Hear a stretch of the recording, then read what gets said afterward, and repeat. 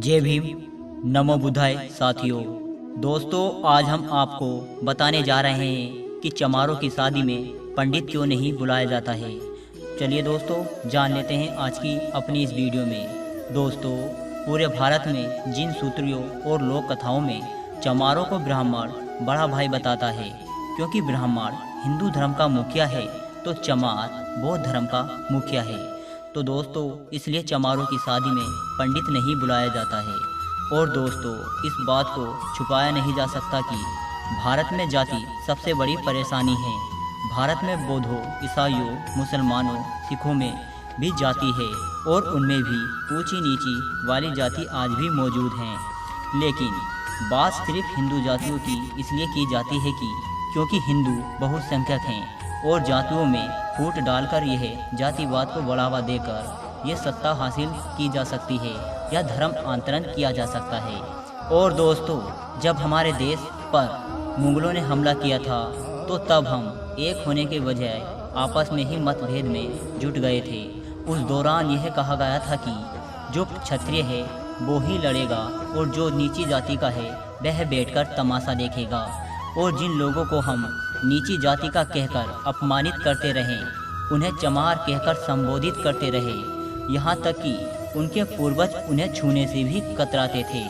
असल में वह लोग चवर वंश के क्षत्रिय वीर हैं। इस बात का खुलासा विजय सोनकर ने अपनी एक पुस्तक में किया था। जब भारत देश पर तुर्कियों का शासन था तब उस समय चमार कहकर संबोधित किए जाने वाले इस वंश का शासन भारत के पश्चिम भाग पर था और इस वंश के राजा चवर सेन थे। आज जिन लोगों को चमार कहकर पुकारा जाता था, इतिहास में कभी उन लोगों को ऐसा नहीं बुलाया जाता था। प्राचीन समय में ना तो चमार शब्द पाया जाता था और ना ही ऐसी कोई जाति थी। चमार शब्द का प्रयोग सबसे पहले सिकंदर लोदी ने किया था।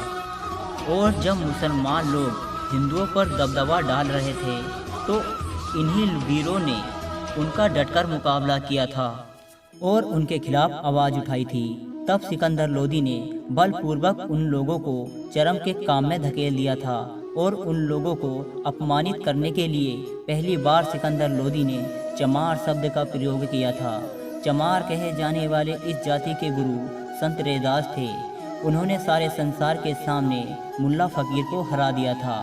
मुल्ला फ़कीर ने अपनी हार मानकर इस्लाम को त्याग कर वह हिंदू बन गए थे। इसी वजह से सिकंदर लोदी आंख बबूला हो गया और उसने संत रैदास को कारावास में डलवा दिया।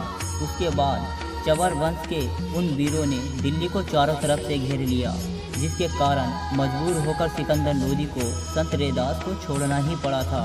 चवर वंश के इन वीरों ने कई बलिदान दिए हैं और सोचने वाली बात तो यह है कि इतना जुल्म सहन करने के बाद भी इन लोगों ने अपना धर्म नहीं त्यागा और हिंदू ही बने रहे, कभी भी इस्लाम धर्म को नहीं अपनाया।